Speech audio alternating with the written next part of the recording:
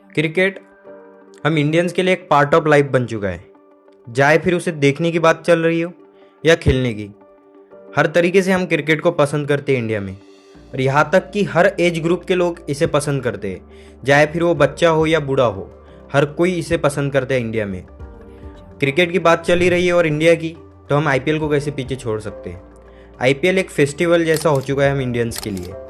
But हमने देखा है कि कई बार आईपीएल को ब्लेम किया जाता है हमारे इंटरनेशनल में खराब प्रदर्शन के लिए।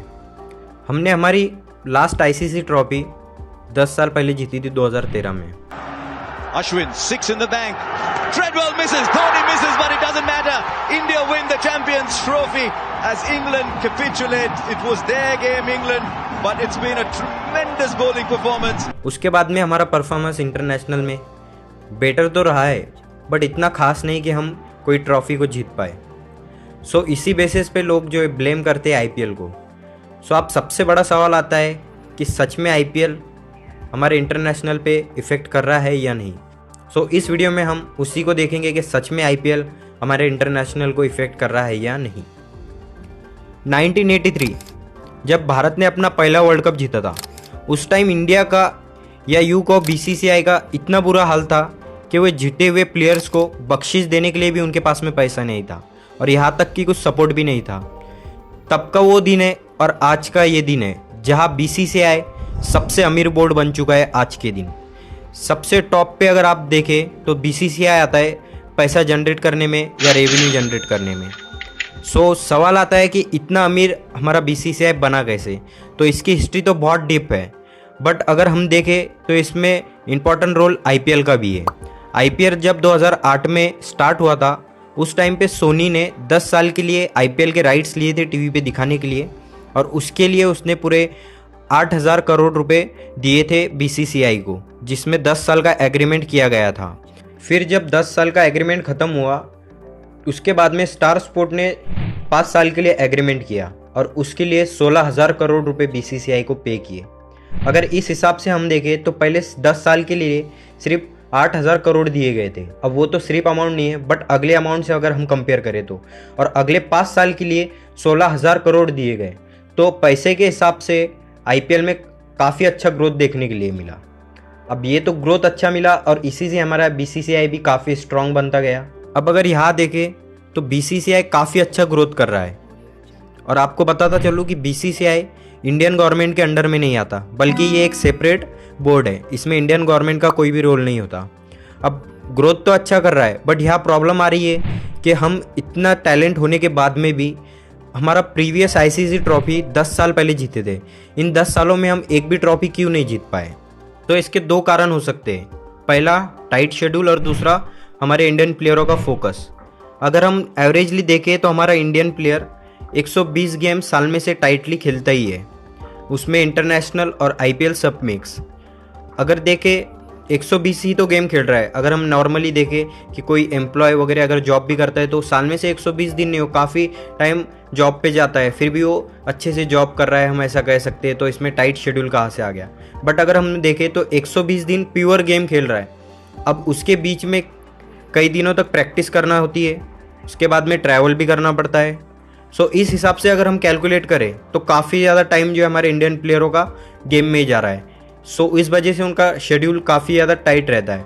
अगर हम नॉर्मली देखें तो 2 से ढाई महीने तक आईपीएल ही हमारा चलता है, जिसमें से 70-80 दिन 365 दिनों में से आईपीएल में चले गए। फिर उसके बाद बात आती है फोकस की। तो हम नॉर्मली देखें अगर हमारे Indian player ODI world cup के पहले अगर T20 फॉर्मेट खेले, ये तो यही बात होगी कि मैथ की एग्ज़ाम है और हम हिस्ट्री की प्रिपरेशन करके जा रहे हैं, क्योंकि काफ़ी ज़्यादा डिफरेंस है दोनों के बीच में। T20 में अलग तरीके से प्ले करना रोल होता है और ओडीआई में अलग तरीके से। लास्ट जब ओडीआई वर्ल्ड कप था उसके पहले हमारा आईपीएल चल रहा था, और आईपीएल जब ख़त्म हुआ उसके सडन 10 दिनों बाद में ओडीआई वर्ल्ड कप के लिए हमारी टीम चली गई थी, और सिर्फ 7-8 दिन का ही टाइम मिला था उनको प्रिपरेशन करने के लिए ओडीआई का। सो T20 फॉर्मेट के बेसिस पे ओडीआई वर्ल्ड कप खेल रहे थे, तो इसमें प्रिपरेशन भी अच्छे से नहीं हो पा रहा था। और इसी के साथ में आईपीएल के बीच में कई बार हमारे इंडियन प्लेयर्स को कई इंटरव्यूज़ देना पड़ते हैं या कई एडवर्टाइजमेंट करना पड़ती है। सो इसमें भी शेड्यूल भी टाइट रह रहा है, उनका फोकस भी नहीं हो पा रहा है।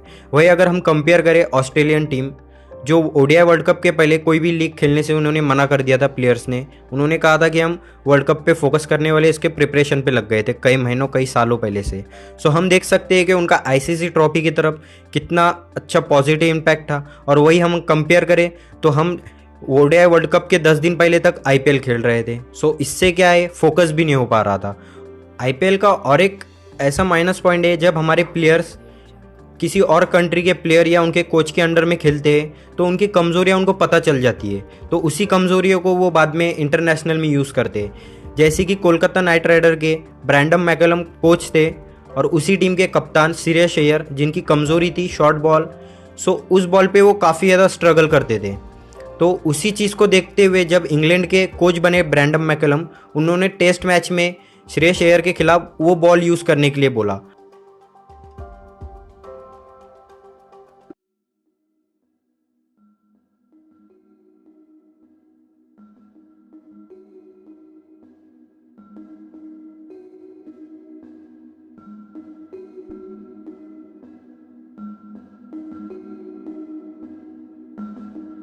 और उसी बॉल पे श्रेयस अय्यर की विकेट भी गई। तो ये सब देखने के बाद में अब सवाल आता है कि हमने आईपीएल बंद कर देना चाहिए, क्या इसके कोई बेनिफिट नहीं है? तो इसका आंसर है आईपीएल के बेनिफिट भी है। कई ऐसे प्लेयर है जो फाइनेंशियली स्ट्रांग नहीं थे, जैसे कि सबसे बड़ा एग्जांपल है रिंकू सिंह, जो फाइनेंशियली अच्छे बैकग्राउंड से नहीं आते थे। सो उन्होंने काफ़ी ज़्यादा लोन उठा रखा था। उनके इंटरव्यू में बताते हैं कि जब केकेआर ने उनको 80 लाख में पिक किया, उसी 80 लाख से उन्होंने उनका जो कर्जा नील किया था। सो फाइनेंशियली प्लेयर को यहाँ पर एक बैकअप मिलता है और यहाँ तक कि कुछ प्लेयरों को प्लेटफॉर्म भी मिलता है। रिंकू सिंह हो गए, और भी ऐसे नाम हैं जिनको प्लेटफॉर्म मिलता है जहाँ वो उनके स्किल्स को दिखा सकते हैं। और यहाँ तक कि आईपीएल हर साल 1.5 लाख तक के जॉब प्रोवाइड करता है, फिर वो स्टेडियम में हेल्प करने वाले लोग हो या फिर ट्रैवल से जनरेट होने वाले या होटल से, अलग अलग तरीके से आईपीएल यहाँ 1.5 लाख तक के जॉब भी प्रोवाइड करता है। तो इसके बेनिफिट भी है। तो सवाल आता है कि आईपीएल अगर बंद नहीं करे तो फिर कैसे हम आईसीसी ट्रॉफी की तरफ जाएंगे या उसे कैसे जीतेंगे? तो इसके लिए सॉल्यूशन निकाला जा सकता है अगर अच्छे से उस पर बात की जाए या उस पर डिस्कशन किया जाए। मेरे हिसाब से एक चीज़ की जा सकती है। हमने जो देखा कि T20 आईपीएल के बाद में तुरंत वर्ल्ड कप खिलाया गया था, अगर उसी आईपीएल को पोस्टपोन करके वर्ल्ड कप के बाद में खिलाया जाता और हमारी टीम को पहले से ही ओडीआई वर्ल्ड कप के प्रैक्टिस मैचेस दिए जाते काफ़ी ज़्यादा, तो वहाँ शायद से हमारा परफॉर्मेंस और भी बेटर होता। तो ऐसे बहुत सारे सॉल्यूशंस है, अगर उस पर डिस्कशन करके सॉल्यूशन निकाले जाए तो ये चीज़ें पॉसिबल हो सकती है कि हम आईपीएल भी खेलें और उसी के साथ में हमारा आईसीसी में परफॉर्मेंस भी अच्छा रहे टीम का। तो अब ये सब देखने के बाद में आपको समझ में आ गया होगा कि आईपीएल हमारे इंटरनेशनल पे इफ़ेक्ट कर रहा है या नहीं कर रहा है। बाकी आपको क्या लगता है कमेंट करके ज़रूर बताना, और प्लीज़ चैनल को सब्सक्राइब भी कर दो, वीडियो को लाइक करो, और किस नए टॉपिक पे आपको वीडियो चाहिए उसको कमेंट करके बताइए, मैं आपको उस टॉपिक पे भी वीडियो बना के दे दूँगा।